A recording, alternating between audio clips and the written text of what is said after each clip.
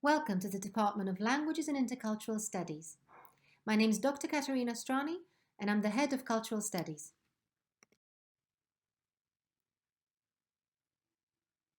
Heriot-Watt University was founded nearly 200 years ago in Edinburgh.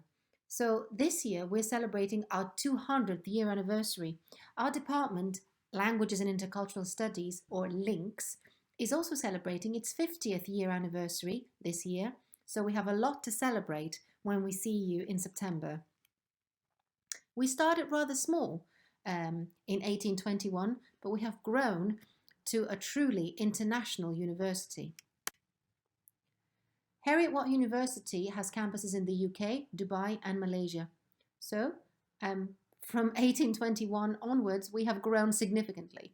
200 years later, we are a truly international university with campuses in Orkney and Galashiels in the Scottish borders, Edinburgh, but also Dubai and Malaysia.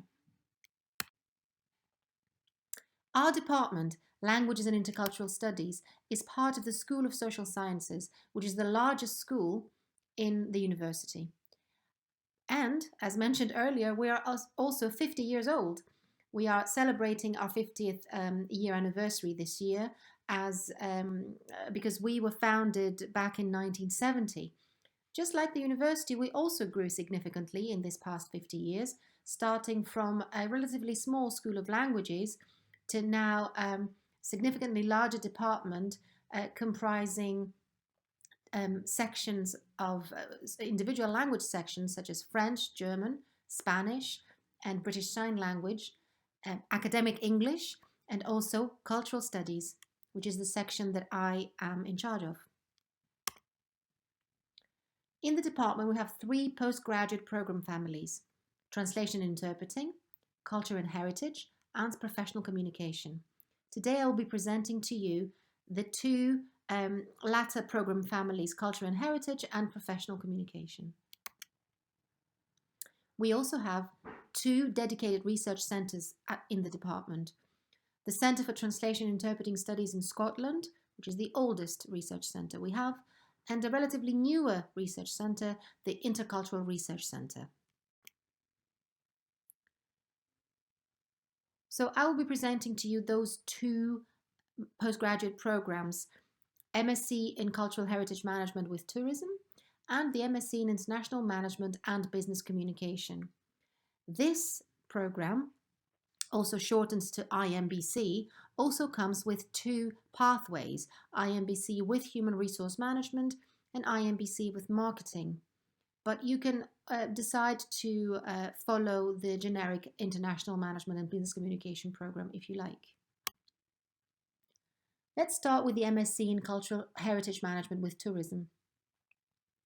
As you can see from the slide, this MSc combines our expertise in business and tourism management with our research at the Intercultural Research Centre, in particular at the area of global heritage studies. You will also see on the slide 2 images, one of Edinburgh Castle and the other one of the logo of Intangible Heritage.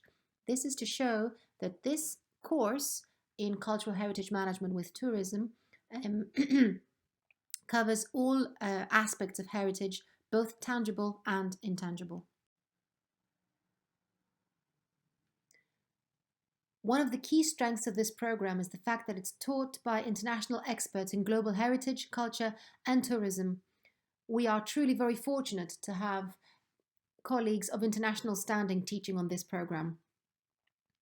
We are also focused on employability, and the program actually enjoys high employability rates with graduates going on to have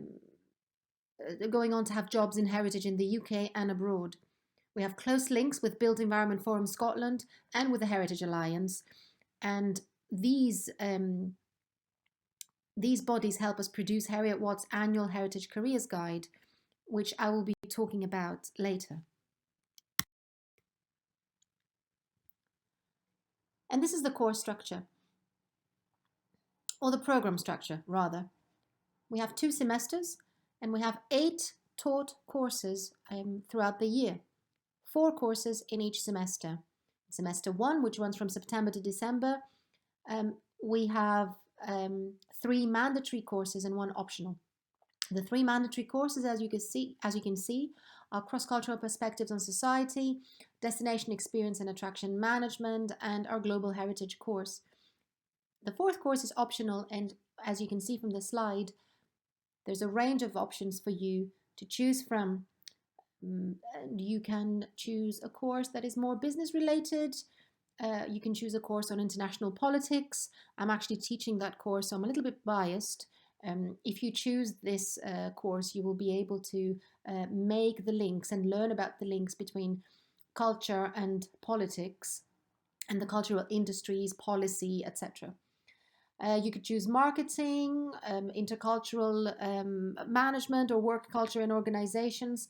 But also, if you don't fancy any of that, you can learn a new language. So you could choose a beginner language course in French, German, Spanish, Chinese, or British Sign Language. In semester 2, we have the same pattern of 3 mandatory and 1 optional course. So your mandatory courses are Research, Philosophy and Practice, which is a standard course for your research methods for the dissertation. So this is the course that prepares you for embarking on your research for your dissertation. Other courses, as you will see, are Issues and Trends in Tourism, Intercultural Perspectives on Sustainable Development, which is very topical. And because it is very topical, it is updated. The material for this course is updated regularly. Sustainability is very much at the heart of heritage work and the heritage industry anyway. And you can also choose an optional course from the range that you can see on the slide. If you have chosen a language in semester 1, you can continue with that language in semester 2. Between May and August, you will undertake your MSc dissertation in an area relevant to cultural heritage management. In these 3 months, you will be able to, or you will have the opportunity to conduct field work in the UK or abroad, and I will be talking about this in the next few slides. So, you can complete your dissertation project or part of your studies at any of our 3 Heriot-Watt locations. So you can do this in the UK, in Dubai, or Malaysia. All of these locations benefit from their own thriving heritage and tourism industries. We also have international placements and internships. We can arrange them with our partners in China or Europe. With our partners in China, when it comes to our partners in China, we can do this through the Scottish Confucius Institute for Business and Communication, with which we have very close ties, or for Europe with the Erasmus program. Finally, we have guest lectures throughout the year by leading academics and researchers from global universities. As you will see from the images on this slide, at the top you can see one of our former students during her time in Latvia, when she conducted ethnographic fieldwork for her dissertation. That led to an opportunity to start a PhD in the Latvian Academy of Culture, and now she has a teaching position there. At the bottom, you will see one of our current students. She's completing her studies now, who went to Vietnam for 2 weeks to conduct some field work there for her MSc dissertation. So there is plenty of opportunity for you to spread your wings and conduct research abroad as part of your MSc dissertation or as part of any other relevant scheme that may come up. We mentioned employability earlier. So we have links with UK heritage bodies, and all these links are helping us, and all these contacts and connections and networks are helping us compile the annual careers guide. The most recent, or the most updated rather, Heritage Careers Guide 2019-2020 can be found on our website. The link is found on the slide, but if for any reason you cannot click on it, then please visit our website and you will be able to have a look there. And here's some graduate stories to give you a feel of what it's like to follow this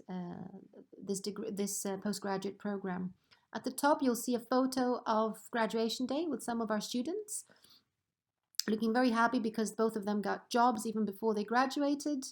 And at the bottom is another one of our graduates who also went on to follow a heritage career in the UK. So some of our graduates, I'm not going to read the slide, but I can tell you that one of the highlights of this program are, or some of the highlights of this program are the opportunities to take part in internships.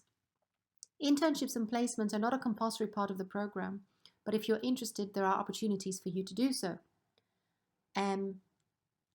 The student at the top says that the internship has turned into an offer of full-time work once she completed her master's course, for which she is delighted about. The second graduate story was about ethnographic field work at the Latvian Academy of Culture, which we mentioned in the previous slide. That was the student who spent some time in Latvia to do her ethnographic field work for her dissertation, and that led to a PhD post and a job. Lastly, the student at the bottom says that there was always opportunity for discussion and praises the international makeup of the program.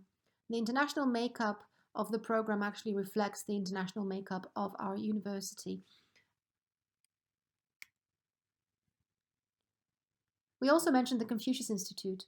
Our collaboration with the Confucius Institute for Business and Communication is vital to us.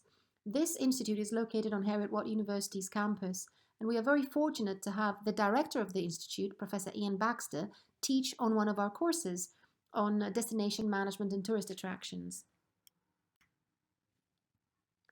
Speaking of business and communication, it is now time to move to our second MSc program, the MSc in International Management and Business Communication, or IMBC. This program is different from the previous program in the fact that it is delivered jointly between the Edinburgh Business School and LINCS, so our Department of Languages and Intercultural Studies. The split between courses is 50-50, as you will see from the course structure in the next slides. It is a unique program blending the expertise of both these areas, and it allows you to conduct a research project to gain expertise in an area of interest to you. It is very flexible and it offers you many options. And here's the course content for IMBC.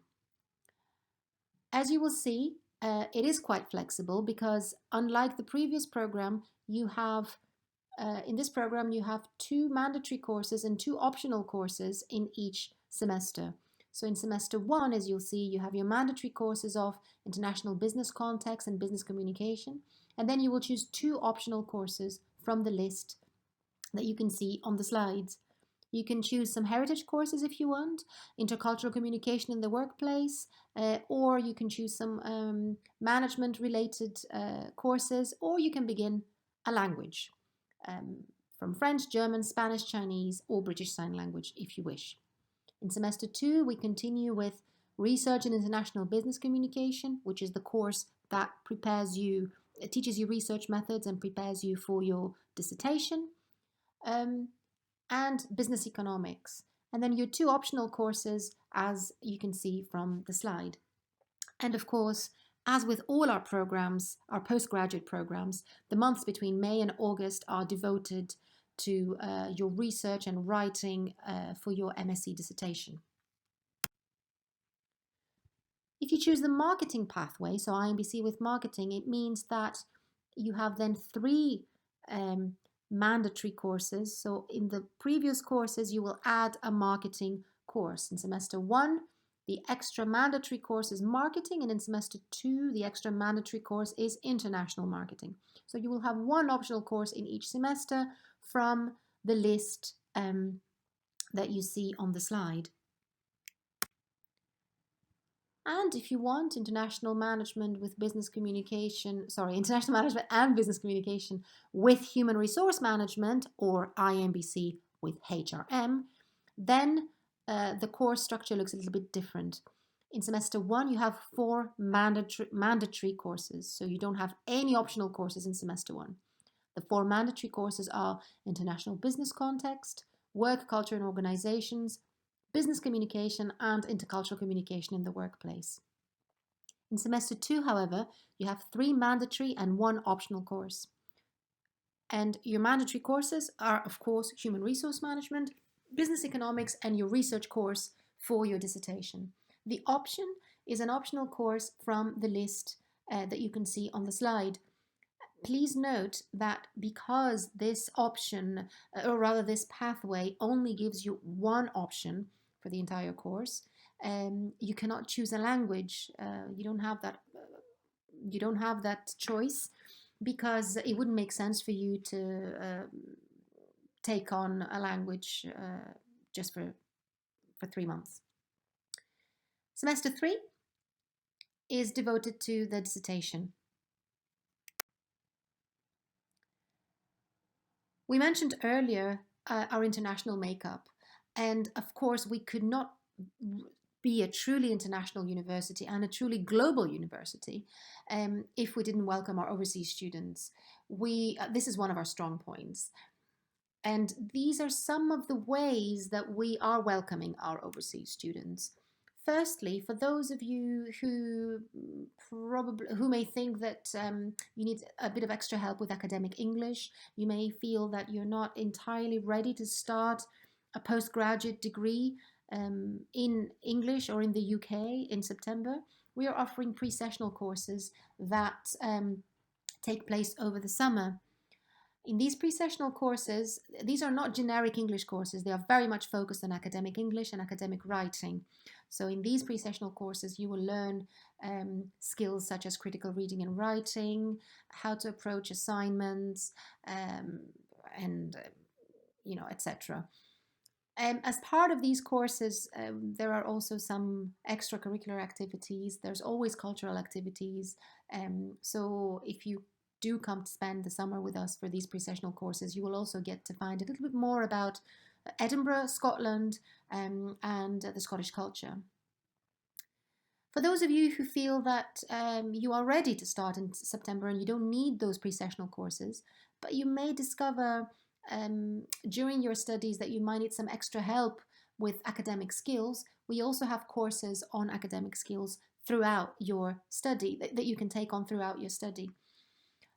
If you don't need an entire course for this, but you just need some extra help, we also have workshops on study skills that are provided by the library. These workshops have the form of what we call power hours, and they take place weekly. And they focus on aspects such as critical reading, critical writing, referencing, how to approach referencing, how to avoid plagiarism, time management, how to deal with exam stress, etc. The university also has an excellent student welfare service or excellent student welfare services for those of you who might need some help with non-academic matters. Sometimes life happens and you might need some extra support, not from your lecturers, but from someone who is not involved directly with your academic work. So student welfare services are for that, and they cover a range of needs and offer a range of support. We also have medical facilities on campus. Our campus is beautiful. It is located on the outskirts of Edinburgh. We have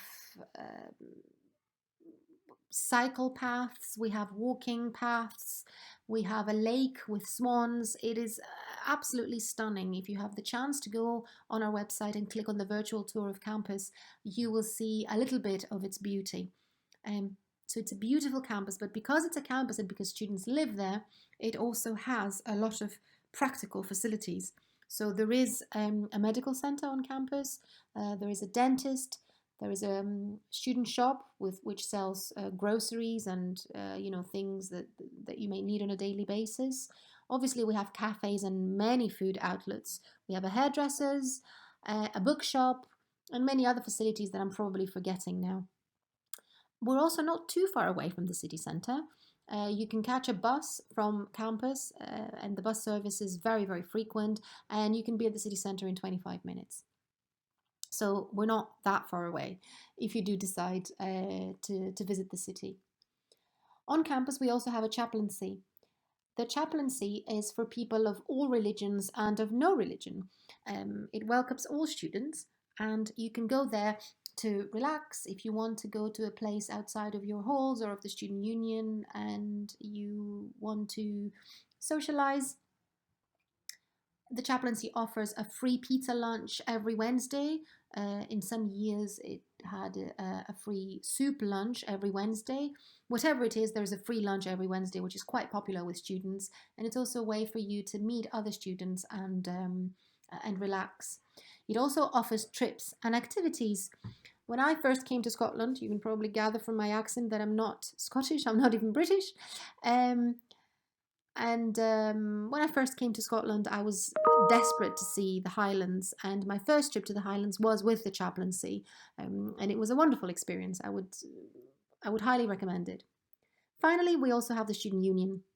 This is where students who live on campus spend a lot of their free time in. It has a bar, a club, and a cafe, and many other facilities, and it offers many other services, of course. The student union runs many societies and clubs where you can meet people who share your interests. There's a very wide range of societies, but if you do find that there is a society is missing or your interests are not represented, you can always start your own society. Finally, our rankings. They can speak for us as well. Our department, Languages and Intercultural Studies, is very, very highly ranked in the National Student Survey. Every year, there is a student survey that is conducted nationwide, and all students in all universities rate their departments and their university on the basis of different aspects.